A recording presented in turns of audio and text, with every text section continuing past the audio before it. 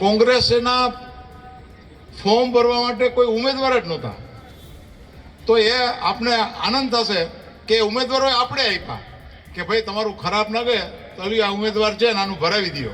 ઘણી જગ્યાએ સામાન્ય માણસને, જેને કાયદેસર રાજકીય રીતે માણસ ન હોય, ઉમેદવારો નથી મળતા, ત્યાં તમે ઉમેદવારો ઊભા રાખી દીધા છે.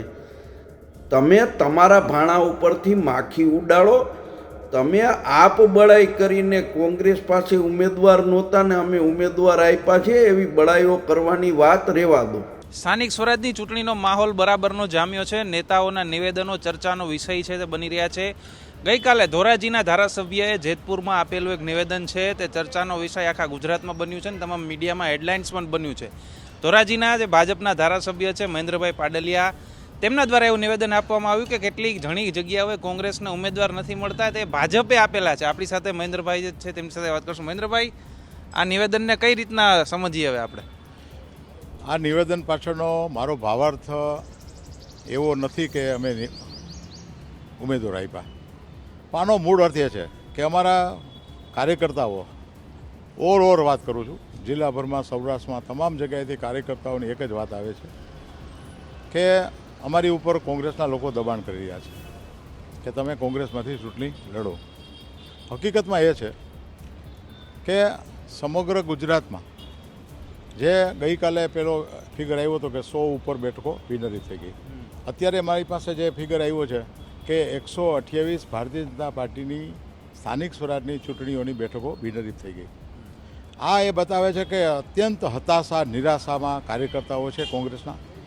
કોંગ્રેસ બિલકુલ નેતૃત્વ વિહીન પાર્ટી થઈ ગઈ છે અને કોંગ્રેસ પાસે કાર્યકર્તાઓ લડવા માટે, ચૂંટણી લડવા માટે છે નહીં અને ઉમેદવારો માટે કોંગ્રેસને ફાફા મારવા પડે છે. આ સંદર્ભમાં મેં આ વાત કરેલી હતી. કારણ કે આજે બહુ સ્વાભાવિક છે કે દેશના યશસ્વી વડાપ્રધાન નરેન્દ્ર મોદી સાહેબે જે વિકાસની કેડી કંડારેલી છે એ દિશામાં સૌને કામ કરવું છે. એમાં કોઈ કોંગ્રેસના કાર્યકર્તા લડવા માગતા નથી. આવી સ્થિતિ ઊભી થઈ છે. આ સંદર્ભમાં વાત હતી. એટલે તમે એમ કીધું કે ઉમેદવારો અમારે આપવા પડે છે, એનું મતલબ શું છે? એનો મતલબ તો એક એકચ્યુઅલી મારો કહેવાનો ભાવાર્થ હતો એના કરતાં જુદું નિવેદન થયું છે.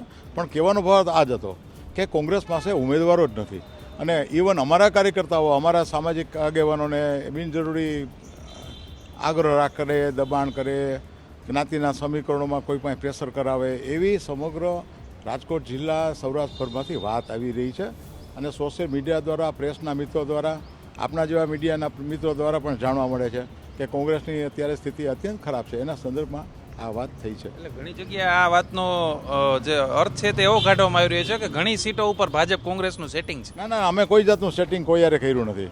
ભારતીય જનતા પાર્ટી તો વિકાસની રાજનીતિ ઉપર પાર્ટીના કાર્યકર્તાઓ લોકોની વચ્ચે જવાના છે અને જીતવાના છે. જગદીશ વિશ્વકર્મા પણ આ નિવેદન વખતે કદાચ હાજર નહોતા ને પછી આવ્યા હતા, તો તેમણે કંઈ આ નિવેદન અંગે તમારી સાથે ચર્ચા થઈ છે અથવા કંઈ ખુલાસો માંગ્યો? ના, એકચ્યુઅલી વિશ્વકર્મા સાહેબ આવ્યા ને એ પહેલાં વક્તવ્ય આપવાની સૂચના હતી એટલે મેં વક્તવ્ય આપ્યું. એમાં તો આ વાત નહોતી. મેં ઘણું લાંબુ વક્તવ્ય આપ્યું. જે વિકાસની રાજનીતિ, ભારતીય જનતા પાર્ટીની વિચારધારા, કે ભારતીય જનતા પાર્ટીની જે વિચારધારા છે વિકાસની સાથે વિરાસત, આ મુદ્દા ઉપર ચર્ચાઓ થઈ, વાતો થઈ. એટલે એ પછી પ્રદેશ અધ્યક્ષશ્રી આવ્યા અને પછી કોઈ જાતની વાત થઈ નથી. બિલકુલ. તો આ હતા ધોરાજી ઉપલેટાના ધારાસભ્ય મહેન્દ્રભાઈ પાડલિયા. તેમણે જે ગઈકાલે એક નિવેદન આપ્યું હતું, તે નિવેદન ચર્ચાનું કેન્દ્ર બન્યું હતું. તેમણે ખુલાસો આપ્યો છે, પણ સોશિયલ મીડિયા છે તે પોતાની રીતે જ આ નિવેદનનો અલગ જ અર્થ કાઢી રહ્યું છે. રોનક મજીઠિયા, ગુજરાત તક, રાજકોટ.